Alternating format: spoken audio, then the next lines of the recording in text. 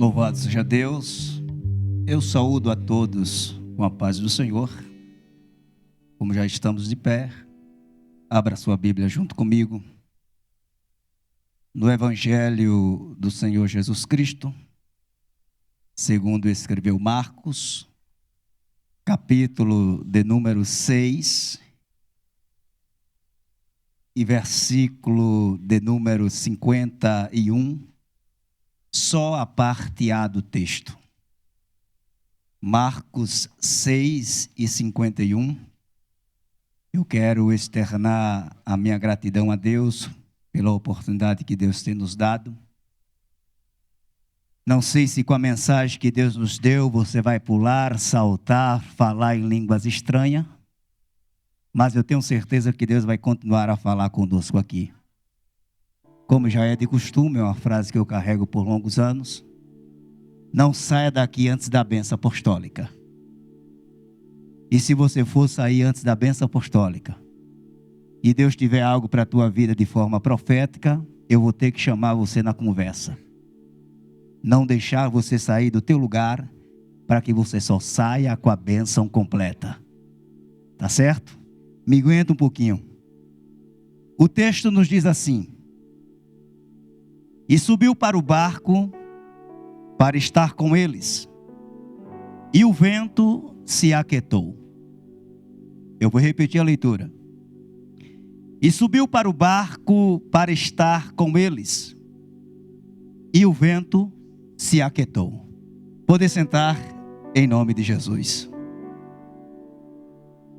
Como eu não sei como vai terminar este culto, como eu falei a princípio, eu quero já apresentar algumas coisas que Deus nos confiou. Deus, alguns anos atrás, nos deu a oportunidade, irmão, de escrever uma literatura. E, pela misericórdia de Deus, nós escrevemos um livro que tem por nome Febre Espiritual.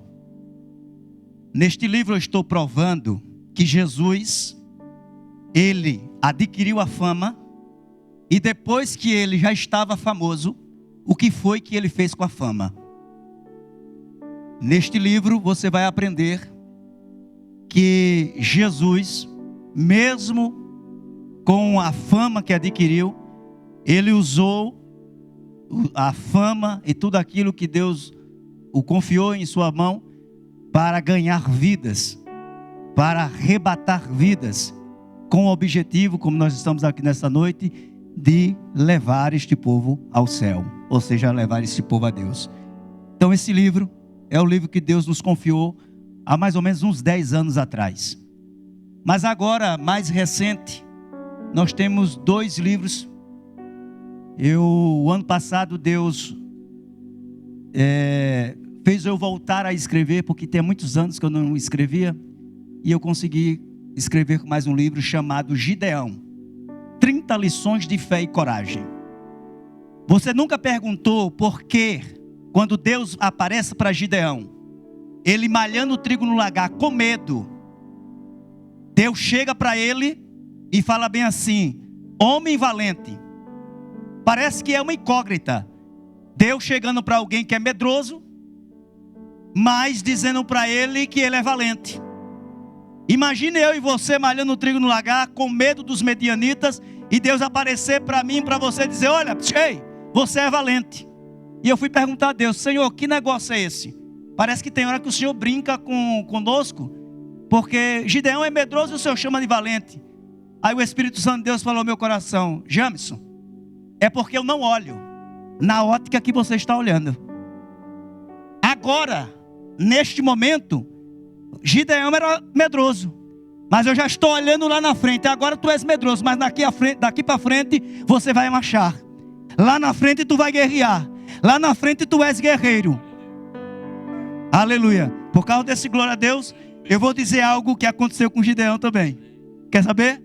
Gideão, depois que venceu a guerra, que Deus deu a ele o poder de vencer a guerra, ele fez uma roupa nova, que se chamava éfode. E depois que ele estava com a roupa nova, ficou vaidoso. Tem gente, irmão, que não pode trocar os 4 pneus do carro. Já está se achando alguma coisa. Você vai aprender aqui neste livro 30 lições de fé e coragem. Oh, como é o nome da irmã? Tatiane? Como? Nadiane. Nome bonito. Nadiane, acertei? Mas se eu disser que nesse livro tem um nome mais bonito do que o seu. Esse livro aqui se chama Elas Sustentaram um Reino. Quer saber qual é o nome mais bonito do que o seu? Tem um nome aqui de uma mulher chamada Trifena.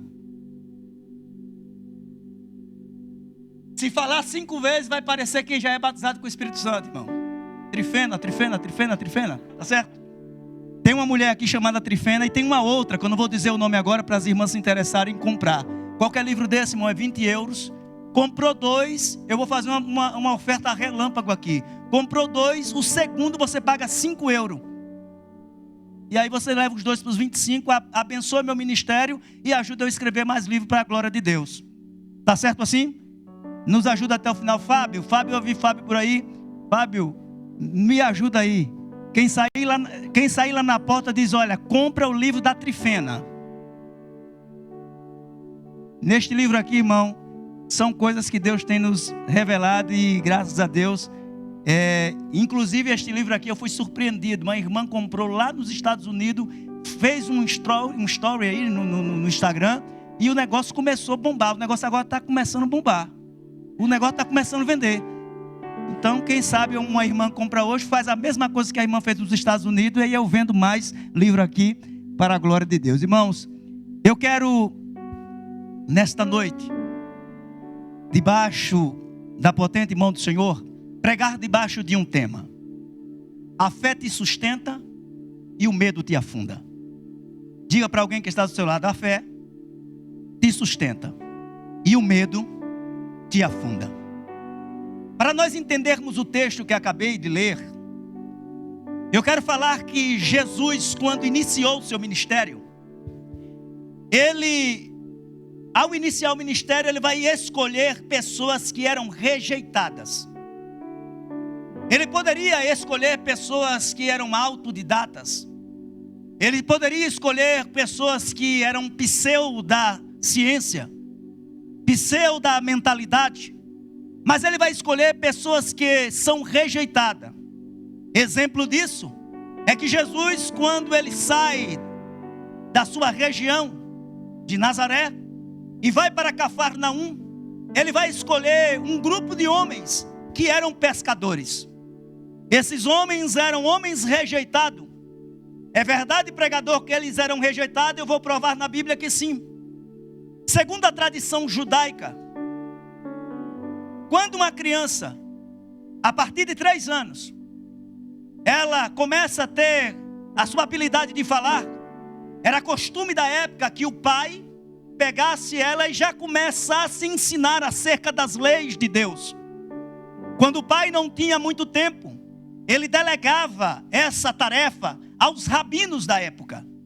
Uma criança com 3 anos de idade era entregue a um rabino, e o rabino ensinava a ela acerca da Torá, da palavra do Senhor. Ensinava essa criança as leis de Deus. Ensinava as leis morais, as leis espirituais. Uma criança com 3 anos de idade, quando ela, aos pés do rabino, começava a aprender as coisas de Deus acerca da Torá, quando chegava mais ou menos com 6 anos de idade, essa criança já entendia o que era o Pentateuco. Ela já sabia de cor os 5 primeiros livros da Bíblia Sagrada. Que se eu perguntar hoje aqui para alguém, alguém vai dizer, eu lembro de Gênesis, mas não lembro de Êxodo, não lembro de Número, não lembro de Deuteronômio, não lembro de Levítico. Os 5 primeiros livros sagrados, essa criança com 6 anos já sabia falar de cor. Ela não sabia somente falar dos 5 primeiros livros, que era o Pentateuco, mas também sabia quem eram os profetas maiores, os profetas menores. Sabia qual eram os livros poéticos, os proféticos. Tudo isso essa criança sabia.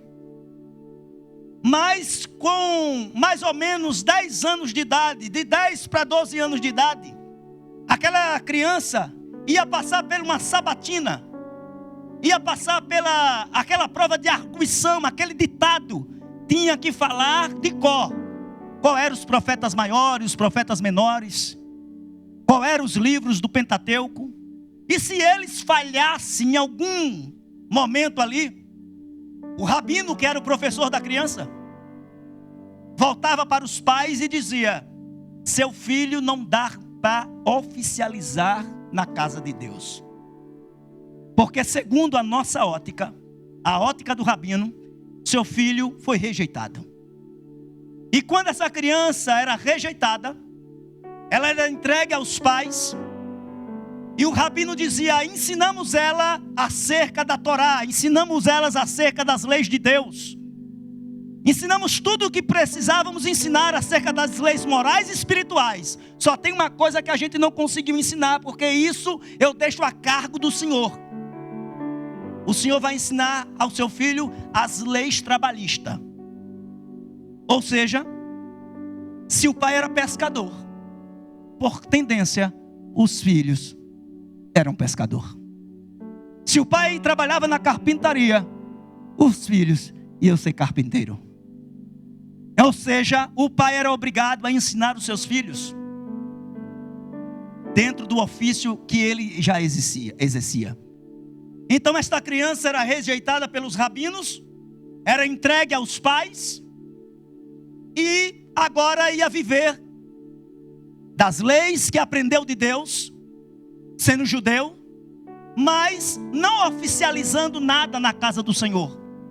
Mas pregador, o que o Senhor quer dizer com isso? É que aquele que sabia cantarolar, mas foi reprovado pelo rabino, poderia cantar no oitavo, no soprano, mas não ia cantar e oficializar na casa do Senhor, porque outros passavam no crivo do rabino e aquele não passava.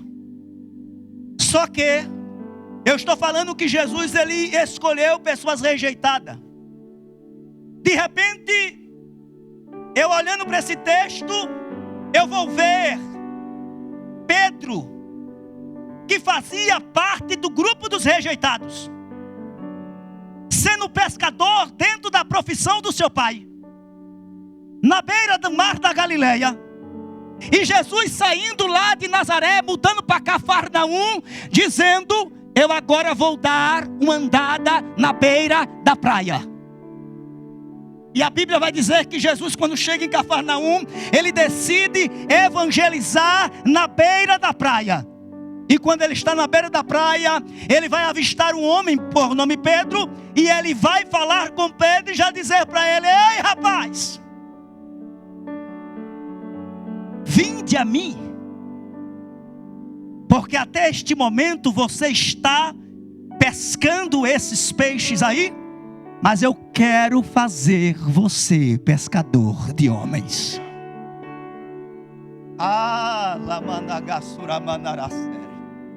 Eu quero fazer você pescador de homem.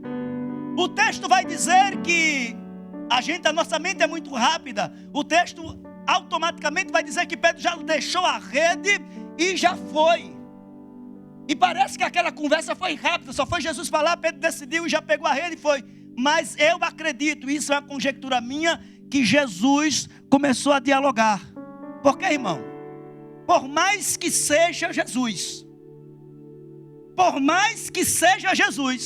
tem hora que ele fala comigo, com você, nós fica fazendo aí biquinho e dizendo: Senhor, eu acho que não é comigo agora não, esse negócio não. Não, eu acho que é com outro. Tem hora, irmão, que Jesus fala em um culto como esse, você não dá ouvido, ele pega você no próximo culto. Aí se no próximo culto você não ouviu, ele pega você lá no trabalho. E se não der ouvido, ele vai através de um irmão, ele arranja o jeito e ele diz: você tem promessa, eu tenho algo na tua vida e eu não vou te largar por nada. Aquele que Deus tem algo na vida, não tem como escapar. Aleluia. Porque Deus te encontra em lugares que ninguém te vê. E a Bíblia diz que Jesus vai convidar a Pedro. E deixa eu decifrar uma coisa que na verdade Jesus estava falando para Pedro naquela hora. Quando Jesus convida Pedro para fazer parte da sua comitiva eclesiástica, Jesus, na verdade, estava falando para Pedro e dizendo para ele assim: Pedro, deixa eu te contar uma coisa. Os rabinos te rejeitou, mas eu te aceito hoje. Glória a Deus. Eu vou pregar por causa desse glória seu aí. Podem até te rejeitar, mas Jesus te aceita. Pode até não te dar valor, mas Jesus te aceita. Pode até nesta noite alguém dizer assim: ela canta assim, assada, eu não gosto dela, mas Jesus te aceita nesta noite. O rabino te rejeita, mas Jesus te aceita aqui neste lugar. Aquilo que alguém despreza e rejeita, Jesus diz: Pedro de Deus, eu te aceito. Eu estou na beira da praia convidando você, porque foi rejeitado, voltou para o ofício do Pai, mas agora eu estou te alistando e você vai resgatar almas, vai resgatar vidas, e essas vidas é para morar comigo, é para ir para a glória, aleluia. E aí Pedro no diálogo, porque tem momento, irmão, que Jesus não precisa falar muito, mas no diálogo, quem está ligado entende que é Jesus que está falando. Então Jesus, ele convidou Pedro, ele convidou a sua comitiva de discípulos, e a Bíblia vai dizer que ele separou alguns homens para estar na sua comitiva. E esses homens que andaram com Jesus, Pedro, Tiago, João e os demais discípulos, começaram a vivenciar milagres maravilhosos com Jesus. Teve um dia que Jesus, ainda próximo ao mar da Galileia, Jesus estava dentro do barco junto com os discípulos. E a Bíblia vai dizer que o barco em que os discípulos que estavam Jesus ali, o barco foi açoitado pelas ondas. Jesus, como homem, estava dormindo. E os discípulos ficaram atemorizados por causa das ondas. Jesus é acordado. E quando Jesus acorda, ele vai só dizer para o vento, o mar, se aquieta. Porque quem está no controle da minha e da tua vida, ele tem poder para aquietar tudo aqui nesta noite. Mas o que eu acho lindo no texto que eu li, é que na passagem, na primeira 2 vezes, a Bíblia vai mostrar Jesus tendo esse contato com os discípulos no barco. Eu sei que Jesus andou várias vezes no barco, mas o texto vai dizer 2 vezes especificadamente: Jesus, o barco, os discípulos e Jesus no barco. A primeira vez é essa: Jesus dormindo no barco, acordando, acalmando a tempestade, os discípulos se alegrando, e Jesus operando, e Jesus dentro do barco. Mas o texto que eu li, nesta passagem, Jesus não está no barco. A Bíblia diz que Jesus foi para o outro lado do mar da Galileia, e lá ele multiplicou os pães e os peixes. Ele alimentou uma grande multidão, e quando acabou aquele momento do discurso de Jesus, Jesus vai dizer para os discípulos: pegue o barco, volte lá para Cafarnaum. Alguns pregadores vai dizer que Jesus ordenou, e o texto da Bíblia vai dizer que Jesus ordenou: pegue o barco e vá para o outro lado. A tendência é, irmão, Jesus está conosco, sim ou não? Mas nessa passagem Jesus mandou os discípulos ir sozinho, e ele ficou. E a Bíblia vai dizer que ele ficou para ter um momento em oração, porque ele mandou os discípulos, e a Bíblia diz que ele foi orar em secreto. E o que eu acho lindo em Jesus, irmão, que a oração em secreto é uma oração que o ambiente não é um ambiente de performance. Ninguém vai orar uma oração de secreto com performance. Performance a gente faz aqui, quando a oração não é no secreto. Não tem pessoas, eu às vezes estou em oração, e tem pessoas, irmão, que quando ela ora, a oração dela tem tanta performance, ela fala: Senhor, meu Deus, é tanta palavra bonita que eu paro assim: meu Deus do céu, é muita palavra bonita. Tem gente que ora citando a Bíblia como se Deus não sabe o que é a Bíblia. Senhor, tu sabe que no deserto lá atravessou o Mar Vermelho, do outro lado Miriam cantou. Tudo isso Jesus já sabe, irmão, Deus já sabe. Está entendendo? É oração de performance, mas a oração do secreto é diferente. A oração do secreto não tem a performance, tem o diálogo com você e Deus. A oração do secreto, você derrama lágrima, você grita e diz: Senhor, eu estou aqui na tua mão. É oração que você não consegue orar aqui na frente dos outros para alguém não ver a sua lágrima. Mas a oração do secreto é a oração que você rasga o coração, a alma diante de Deus. Jesus saiu e foi orar no monte em secreto. Não era a oração da performance. Eu sei que aqui nós temos um momento. Não estou dizendo que os oradores são performistas na oração, não é isso. O que eu estou dizendo é que a oração do secreto é diferente da oração em público. E é esta oração, aleluia, que Deus quer que você tenha no secreto com Ele. Você não precisa dizer muita coisa, mas precisa dizer: Pai, eu estou aqui debaixo da tua proteção. Fala comigo, Senhor. Aleluia, conversa com Ele como você... Eita Deus. Como você conversa com o seu amigo.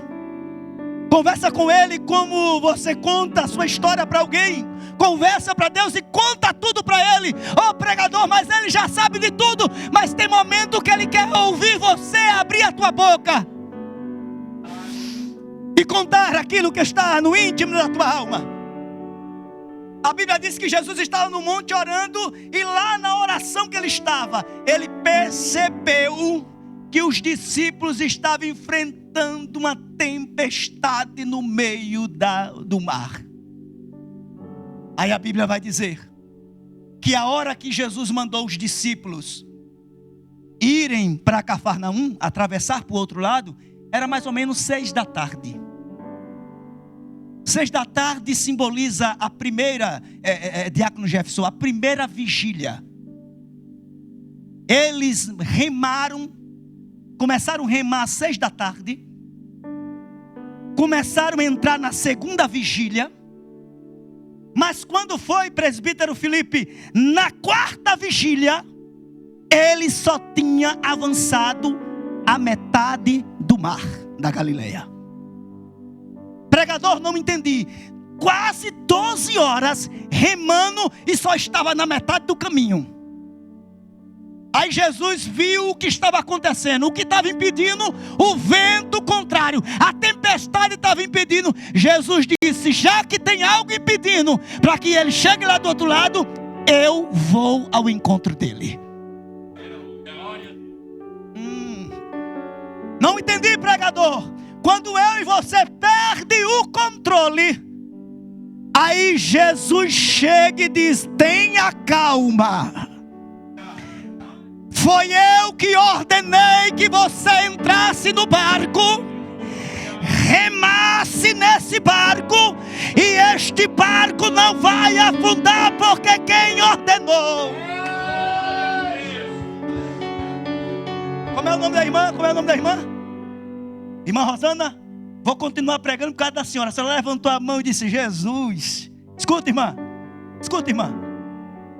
Quando tu pensas que ele não está no controle, ou que você estava no controle, mas perdeu o controle, ele diz assim: mulher, eu começo a andar na tua direção.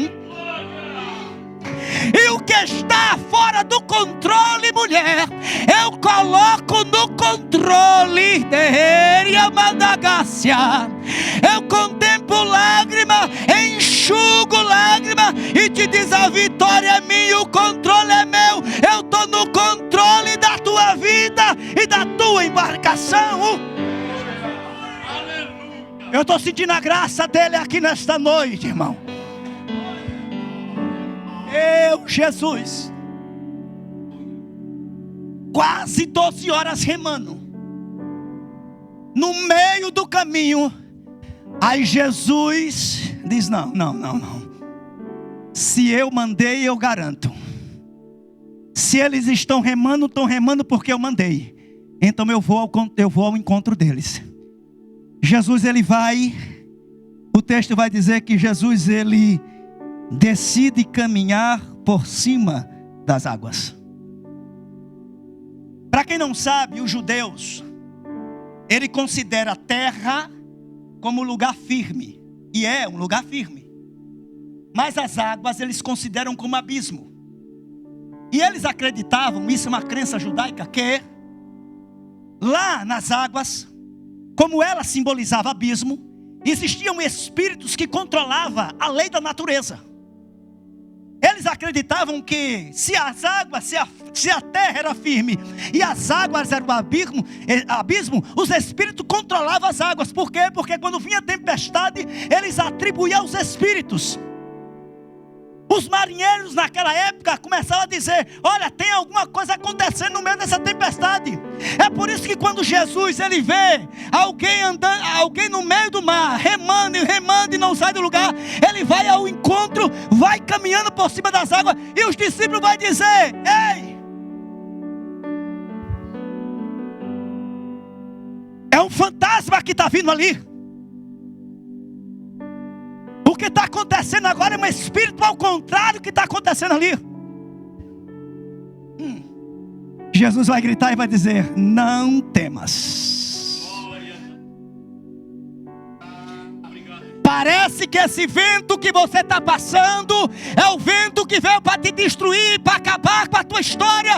Mas Deus manda te dizer nessa noite: não temas. Porque aquele que anda por cima das águas está dizendo: sou eu no controle. Eu estou no controle disso tudo. Glória a Deus. Alguém vai dizer: é um fantasma. E ele vai dizer: sou eu. Sou eu no controle. Sou eu na embarcação. Sou eu trabalhando. Sou eu fazendo. Eu não tenho muito tempo. A Bíblia vai dizer que quando alguém percebe que de fato é Jesus, o texto é categórico em nos dizer que quem percebe é Pedro. E Pedro vai dizer: Senhor, se és tu, então manda eu ter contigo. Jesus vai dizer assim: vem. Como é vem? Venha cá em inglês, me ajuda. Come here. Come here, não é isso? Pedro vai dizer: se és tu, manda. Eu vou falar na linguagem nordestina, irmão. Sou nordestino, irmão. Se és tu, manda eu ter contigo. Aí agora, como nós estamos na Europa e aprende alguma coisa, come here. Jesus vai dizer: venha. Meu Deus. Venha, Pedro. Se és tu, Senhor, manda eu ter contigo, Jesus. Então você quer ver que é eu no negócio? Então venha. Você quer ver que eu estou no controle? Então venha. Deus quer que nesta noite, irmão, se você tem certeza que Deus está nessa casa, está na tua vida, se envolva debaixo da glória. Eu quero ver quem pode dar glória para Jesus aqui nessa noite. Na tribuna, irmão, é lugar de glória, irmão. A nave é o lugar de glória, a mocidade é o lugar de glória. Jesus está dizendo: se você tem certeza que eu estou no controle da sua vida, venha, venha, venha, venha, venha, come here, come here, come here, venha. Aí, Managácia. Obrigado. Ei, Labanturi Benagasuide, Vanácia. Quando Jesus diz assim: come here, venha, a água vai se estabilizar. A água agora vai, no controle da palavra de Jesus, ficar estável. A Bíblia vai dizer, meu Deus do céu, olha o que Pedro vai fazer. Pedro vai dizer: se és tu, manda eu ter contigo. A fé de Pedro foi ativada na hora. Mas ele só podia descer do barco não somente pela fé. Porque tem gente, irmão, que ele tem fé, mas não espera Jesus dizer venha. Ele tem tanta fé, mas não espera Jesus dizer: olha, é a hora de você ir. Pedro esperou a hora certa. Se és tu, manda eu ter contigo. Jesus disse: agora eu vou ativar sua fé, venha. Aí quando ele diz: então eu vou, que ele pisa fora do barco. Meu Jesus, me ajuda aí, pastor Renildo. Eu não tenho muito tempo, 10 minutos para acabar. Mateus 10, 29. Olha o que Pedro vai fazer quando Jesus ativa a fé dele. É Jesus que está dizendo, irmão. Se você quiser fazer isso, para você ver o milagre, vai ter que fazer isso aqui. Quando Jesus diz assim: venha, Pedro toma uma atitude. Ele sai do barco. O que é que aconteceu, pastor Renildo? 14, 29. Mateus 14, 29. Se quiser colocar no telão, coloca. Olha o que é que Pedro vai fazer. Siga. Jesus disse: vem, e Pedro? Não, E Pedro, descendo do barco, andou sobre as águas para ir ter com Jesus. Não entendeu nada? Quando Jesus disse venha, Pedro, ele teve que descer. Ele teve que descer do barco.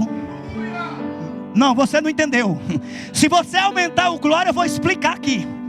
Se você aumentar o glória, eu vou explicar aqui. Irmão, meu Deus, glorificado é o teu nome, meu Deus. Não há subida se não há descida.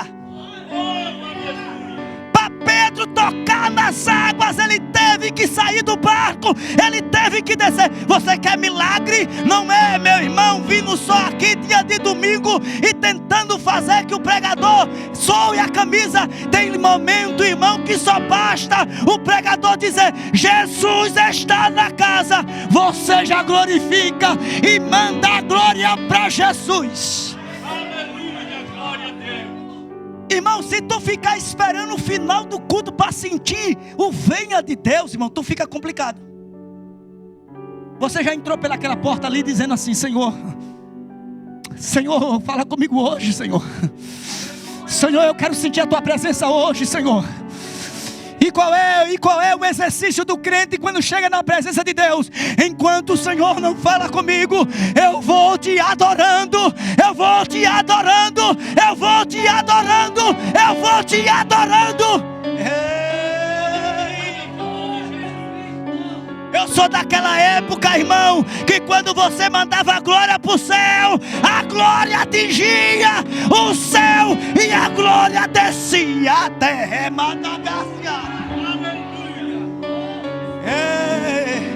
Eu sei que as coisas se multiplicou, eu sei que a oratória hoje é muita coisa, mas ainda não podemos perder a essência de ser adorador na presença de Deus.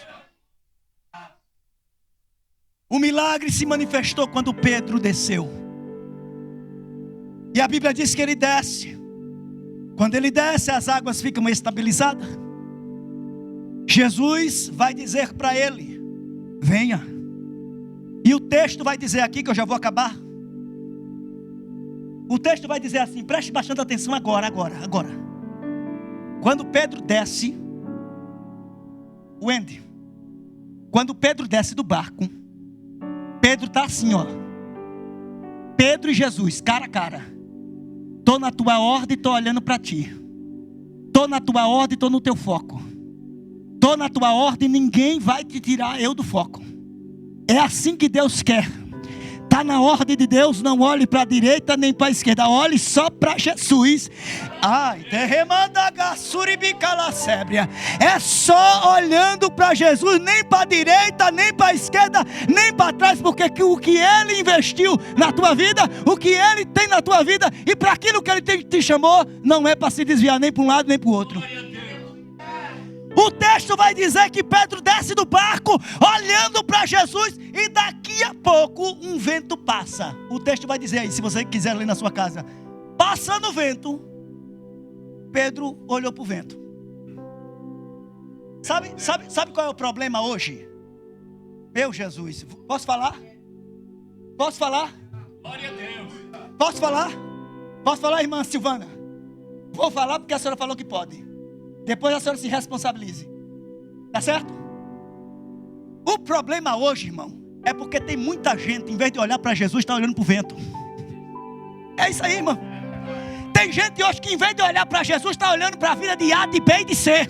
Ai, Jesus. Ei, calabasura managa. Tem muita gente aí, irmão, que em vez de olhar para Jesus, fazer a obra de Jesus, está olhando como o pregador prega, está olhando como o pregador pula, está olhando para a irmã assim assado. Ei, eu te convido hoje, para de olhar para o lado e vai olhar para Jesus aqui nessa noite. Perdeu o foco de Jesus, tu está enrascado. Glória a Deus. É por isso que nessa noite eu te convido, olha para Jesus. Olha para Jesus. Olha para Jesus, o foco aqui é Jesus. A Bíblia diz que Pedro olhou para o lado, o vento bateu, ele olhou para o lado e começou a afundar. Olhou para o lado, irmão, afunda. Pode ser crente do manto, do pranto, do ré, do tudo. Olhou para o lado, o negócio começa a acontecer. Mas se olhar para Jesus, eu vou parar por aqui. Mas eu gosto de desafio. 1996. Aí eu compliquei a banda agora. Eu sei que vocês ensaiam. E eu acho que eu sou o pregador que mais dá problema para vocês. 1996. Quem é o homem que teve o poder de andar sobre o mar? Quem é ele que pode fazer? Dá para pegar esse negócio aí? Então me ajuda nesse negócio. Eu não vou terminar a mensagem, irmão. É de propósito. A segunda parte dela me convida para o próximo culto, que eu continuo e finalizo ela. Tá certo assim? É de propósito que eu não vou finalizar. O horário já se foi. Vamos lá.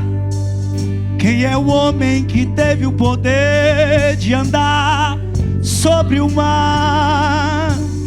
Quem é ele que pode fazer? Fica de pé comigo, por gentileza. No momento em que a tempestade vier te afogar, Ele vem com toda a autoridade e manda acalmar. quem é o homem que teve o poder de fazer Israel caminhar por entre as águas do mar E fez caminho no meio do mar, e para o povo de Israel passar, e do outro lado com o pés enxuto puderam cantar o hino da vitória. só quem sabe adore.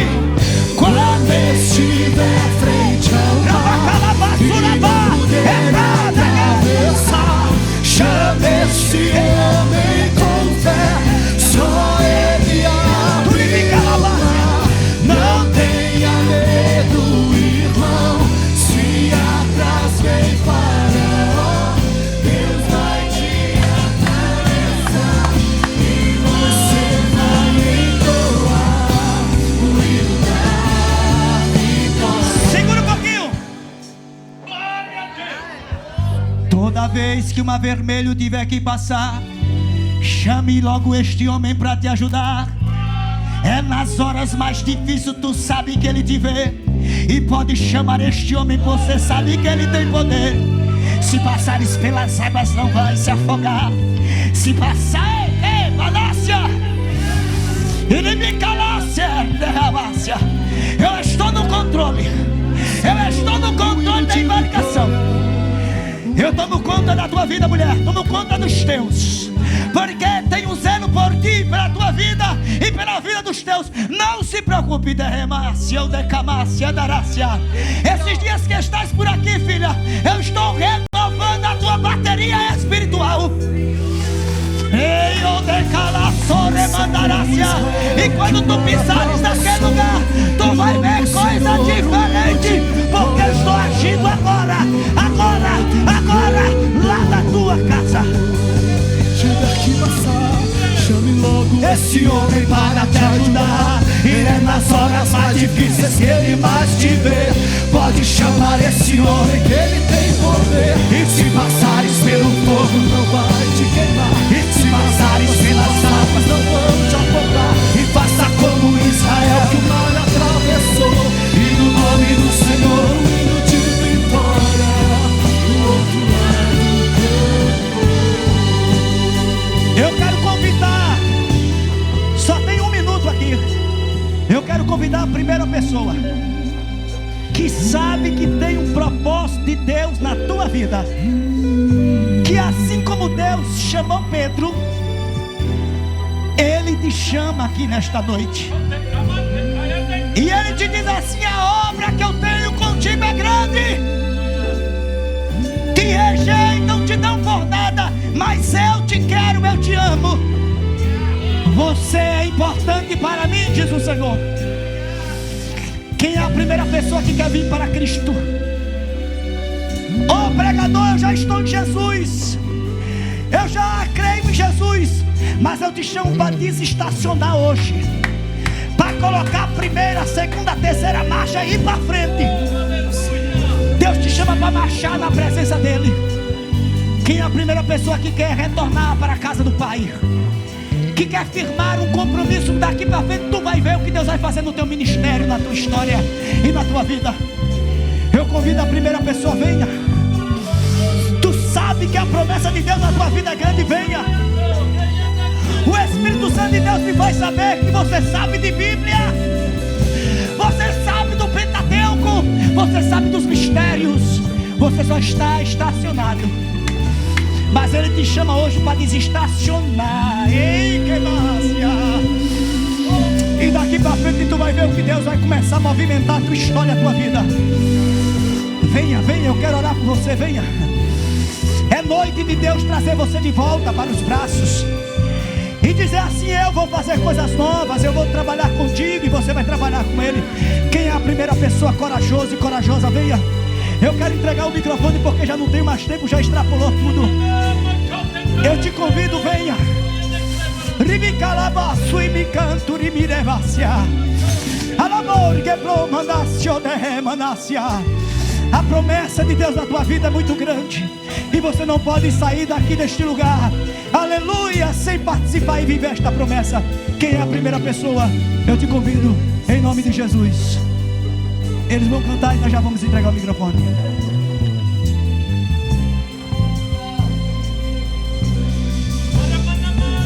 Senhor, um hino de vitória. Do outro lado canto. Toda vez que o mar vermelho tiver que passar, chame logo esse homem para te ajudar. É nas horas mais difíceis que ele mais te vê. Pode chamar esse homem que ele tem poder. Se passares pelo